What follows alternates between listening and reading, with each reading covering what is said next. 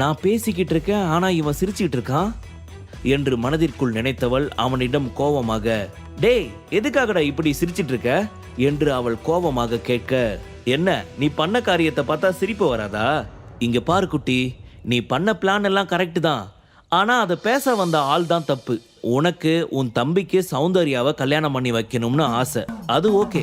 But அதை பத்தி நீ என்கிட்ட பேசாம சௌந்தர்யா கிட்ட பேசினா தானே கரெக்டா இருக்கும். சௌந்தர்யாவுக்கு விருப்பம் இருந்துச்சுன்னா அவனை கல்யாணம் பண்ணிக்க போறா. அதை விட்டுட்டு என்கிட்ட பேசுறதுல என்ன யூஸ்? அதனால உன் முட்டாள்தனத்தை நினைச்சு சிரிப்பு வந்துருச்சு என்று சொன்னான். டேய், இந்த மாதிரி ஓவரா சீன் போட்டு பேசுற வேலையெல்லாம் வேணாம். ஒழுங்கு மரியாதையா நீ சௌந்தர்யா லைஃபை விட்டு போயிடணும். இனிமே நீ அவள் லைஃபுக்குள்ள வரவே கூடாது. இதுதான் நான் உனக்கு தர லாஸ்ட் வார்னிங் என்று சொன்னவரின் கண்களில் தூரத்தில் நின்ற ஒருவன் தென்பட்டான். ஆச்சரியமான முகத்துடன் அந்த நபரை பார்த்தவள், மித்திரன் அண்ணா, இவர் எங்க இங்க வந்தாரு என்று யோசித்தவள், இவர் ரொம்ப பெரிய டான் ஆச்சே, இவரை வச்சு இவனை மிரட்டினா கண்டிப்பா இவன் நான் சொன்னதுக்கு ஓகேன்னு சொல்லிடுவான்.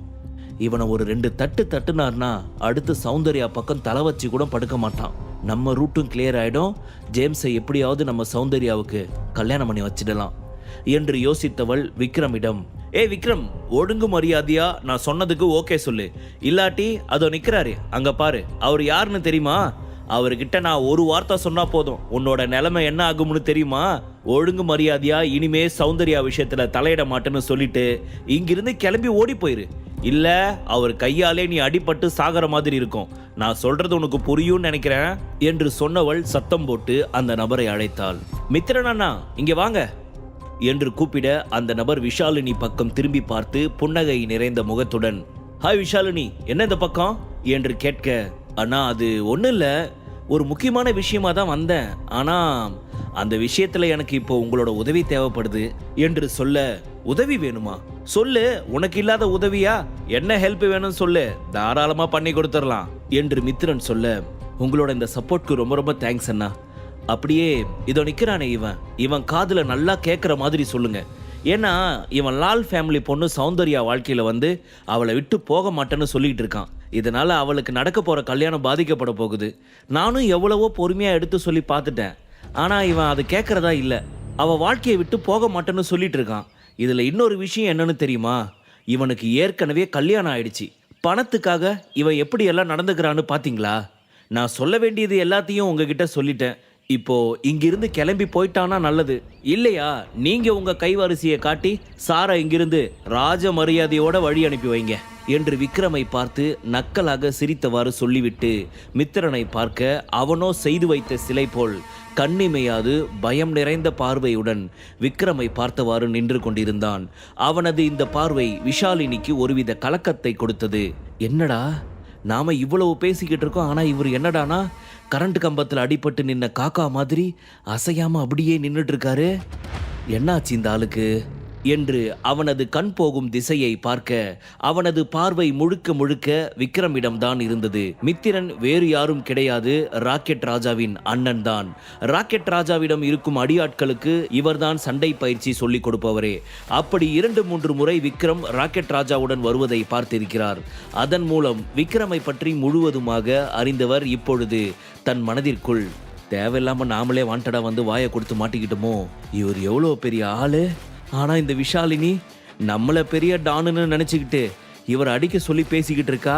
நம்ம இவளை நம்பி வந்ததுக்கு இதுவும் வேணும், இன்னும் வேணும்.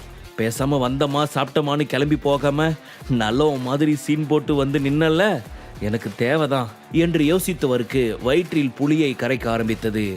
பயம் நிறைந்த அவன் மனதிற்குள் இருந்து வார்த்தைகள் வெளிவர தவித்து,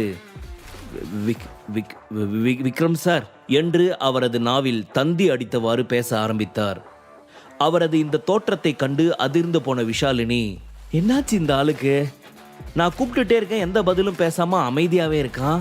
நான் இவனை நம்பி வேற இவங்கிட்ட பில்டப் வேற பயங்கரமா விட்டுட்டனே, போச்சு, இப்ப நான் இங்கிருந்து அசிங்கப்பட்டு போற மாதிரி தான் இருக்கும் போல என்று யோசித்தவள் அவனது சட்டையை பிடித்து உழுக்க ஆரம்பித்தாள். மித்திரன் அண்ணா, மித்திரன் அண்ணா, அண்ணா என்று அவனை பிடித்து உழுக்க அவள் உலுக்கியதில் நினைவுக்கு வந்தவன் அவளை கோபமாக முறைத்து பார்த்துவிட்டு விக்ரம் பக்கம் திரும்பி, சார் என்னை மன்னிச்சிடுங்க, நான் ஏதோ சும்மா விளையாட்டா இங்க வந்துட்டேன், தயவு செஞ்சு என்ன நீங்க அஹ், என்று ஏதேதோ பேச வார்த்தையின்றி பயத்தோடு பேச ஆரம்பித்தான். மித்ரன் அவனது இந்த நடவடிக்கை விஷாலினியை மேலும் அதிர்ச்சிக்குள்ளாக்கியது.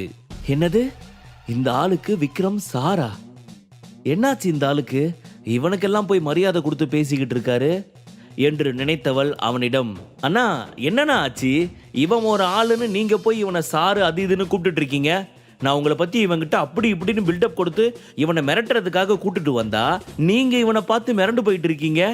என்னாச்சு உங்களுக்கு என்று அவள் கோபம் நிறைந்த கண்களோடு அவனை பார்த்து கேட்க, படார் என அவள் பக்கம் திரும்பி அவளை நெருப்பாய் முறைத்து பார்த்தான் மித்ரன். அதை கண்டு பயந்தவள் திக்கி திணறி, அண்ணா என்னாச்சு? எதுக்காக என்ன இப்போ முறைச்சு பார்த்துட்டு இருக்கீங்க? நான் என்ன தப்பு பண்ண என்று அவள் தயங்கி தயங்கி கேட்க, என்னது, நீ என்ன தப்பு பண்ண நான் கேட்குற? நீ இப்போ பண்ணியிருக்கிறது எவ்வளவு பெரிய தப்பு தெரியுமா? எமனை வாண்டடா நீயே கால் பண்ணனா எப்படி இருக்குமோ அதே அளவுக்கு பெரிய தப்பை பண்ணியிருக்க. இனி உனக்கு என்னால் எந்த ஒரு ஹெல்ப்பும் பண்ண முடியாது. எவ்வளவு தைரியம் இருந்துச்சுன்னா நீ விக்ரம் சார்வே அவன் இவனு பேசிக்கிட்டு இருப்ப. இவர் யாருன்னு உனக்கு தெரியுமா? ஒழுங்கு மரியாதையா இங்கிருந்து கிளம்பி ஓடி போயிடு, இல்ல உன்னை தூக்கி இங்க கடல்ல இருக்க மீனுக்கு இறையா போடுற மாதிரி பண்ணிடாத என்று அவன் சொல்ல, அவளால் அவனது இந்த வார்த்தைக்கு என்ன பதில் சொல்வதென்று தெரியவில்லை. ஏதும் பேசாது அமைதியாக இருந்தாள். அப்பொழுது அந்த இடத்தில் சௌந்தர்யா நுழைந்தாள். அதை பார்த்த விஷாலினியின் பயம் இன்னும் அதிகரித்தது. அடக்கடவுளே, என்ன கொடுமை இது! இவ எதுக்காக இங்க வந்திருக்கா என்று அவள் யோசிக்க, ஹாய் விஷாலினி, நீ கொஞ்ச நேரம் பக்கத்தில் இருக்கிற டேபிள் போய் உக்காரியா? நான் விக்ரம் கிட்ட கொஞ்சம் பர்சனலாக பேசணும் என்று சொன்னவள் அங்கு பக்கத்தில் இருந்த சேர் ஒன்றை காட்ட, விஷாலினியோ மனதிற்குள் பயத்துடன், போச்சு இவ இங்க வரமாட்டா, இவ இல்லைன்ற தைரியத்தில் நாம் என்னென்னவோ இல்லாத எல்லாத்தையும் பேசிட்டோம், இப்போ நல்லா வசமாக மாட்டணும் என்று மனதிற்குள் நினைத்து விஷாலினி ஏதும் பேசாது கோபமாகவே அமைதியாக அமர்ந்திருக்க, சௌந்தர்யா மீண்டும் அவளிடம், விஷாலினி, விஷாலினி, நான் பேசுறது உனக்கு கேக்குதா? கொஞ்சம் எந்திரிச்சு போய் அந்த சேர்ல உட்காரு என்று மீண்டும் அவள் சொல்லியும் விஷாலினி அதற்கு எந்த ஒரு ரியாக்ஷனும் காட்டாமல் இருந்தாள். அப்பொழுது அங்கே வந்த மித்ரன், விஷாலினி, இவங்க உன்கிட்ட எவ்வளவு நேரம் சொல்லிக்கிட்டு இருக்காங்க, ஒழுங்கா எந்திரிச்சு போய் அங்க உட்காரு என்று மிரட்டல் கொடுக்க, அந்த மிரட்டலில் சிறிது பயந்தவள் எழுந்து போய் அருகில் இருந்த சேரில் அமர்ந்து கொண்டாள். அப்பொழுது அவளை பார்த்த விக்ரம், கொஞ்ச நேரத்துக்கு முன்னாடி என்கிட்ட என்ன பேச்சு பேசினான், ஆனா இப்போ ஒட்டு மொத்தமா தூக்கி ஓரத்துல உட்கார வச்சுட்டாங்களா என்பது போல் நக்கலாக சிரித்தான். அதை பார்த்த விஷாலினிக்கு கோபம் இன்னும் அதிகமாக வந்தது. தன் பார்வையாலேயே அவனை மிரட்டினாள்.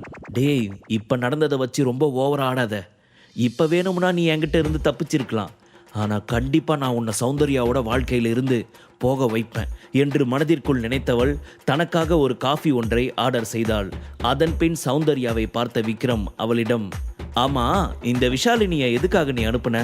ஆல்ரெடி உன்னோட மென்டல் டார்ச்சரை என்னால் தாங்க முடியாது, இதுல உன்னை விட டார்ச்சர் பண்ற பிஹெச்டி பண்ணாவல எதுக்கு அனுப்பி வச்ச? என்ன மொத்தமாவே காலி பண்ணணும்னு நினைச்சிட்டியா என்ன என்று கேட்டான் விக்ரம். அவனது பேச்சை கேட்ட சௌந்தர்யா சிரிக்க ஆரம்பித்தாள். ஐயோ விக்ரம், நான் உன்னை ஒன்றும் டிஸ்டர்ப் பண்ண அனுப்பல, என்னால் சடனாக இங்கே வர முடியல, ஒரு சின்ன பிரச்சனை, அதனால தான் அது வரைக்கும் அவளை மேனேஜ் பண்ண சொல்லி அனுப்புனேன். ஆனால் அவள் என்னை விட அதிகமாகவே உன்னை டார்ச்சர் பண்ணிட்டாளா என்று கேட்டுக்கொண்டு அவள் சிரிக்க, இங்கே பார் சௌந்தர்யா, இனிமே இந்த மாதிரி பண்ணாத, எனக்கு நிறைய வேலை இருக்கும். நான் இப்போ மாதிரியே எல்லா டைமும் பொறுமையாக இருப்பேன்னு நினச்சிக்கிட்டு இருக்காத, நான் சொல்கிறது உனக்கு புரியுதா என்று அவன் மிகவும் தீவிரமாக சொல்ல, அதை கேட்ட சௌந்தர்யா சிரித்து கொண்டே, ஆமா ஆமா சார், இப்போ ரொம்ப பெரிய பிஸ்னஸ் பர்சன் ஆயிட்டீங்க, அதனால உங்களுக்கு ரொம்ப நிறைய வேலை இருக்க தான் செய்யும் என்று குத்தலாக சொன்னாள். அவள் என்ன சொல்ல வருகிறாள் என்று விக்ரமிற்கு எதுவுமே புரியவில்லை. முழு கதையையும் கேட்டு மகிழ பாக்கெட் FM ஆப்பை டவுன்லோட் செய்யுங்கள். லிங்க் டிஸ்கிரிப்ஷனில் கொடுக்கப்பட்டுள்ளது.